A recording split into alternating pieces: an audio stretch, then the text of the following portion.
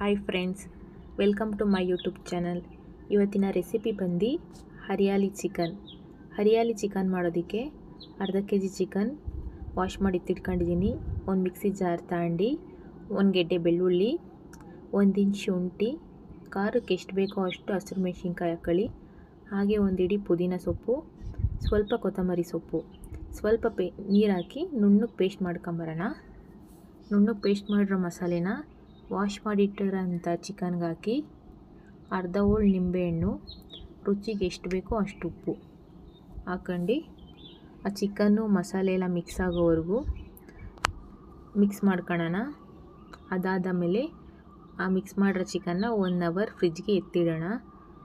1 hour ಆದಮೇಲೆ ಫ್ರಿಜ್ಜಿಂದ ಹೊರಗಡೆ ತೆಗೆದು ಗ್ಯಾಸ್ ಹಚ್ಚಿ ಒಂದು ಪಾತ್ರೆ ಇಟ್ಟು 2 ಸ್ಪೂನ್ ಎಣ್ಣೆ ಹಾಕೋಣ.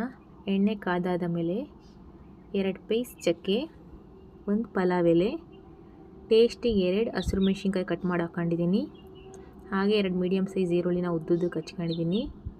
ಈರುಳ್ಳಿ ಸಾಫ್ಟ್ ಆಗೋವರೆಗೂ ಎಣ್ಣೆಲಿ ಫ್ರೈ ಮಾಡ್ಕೊಳ್ಳೋಣ.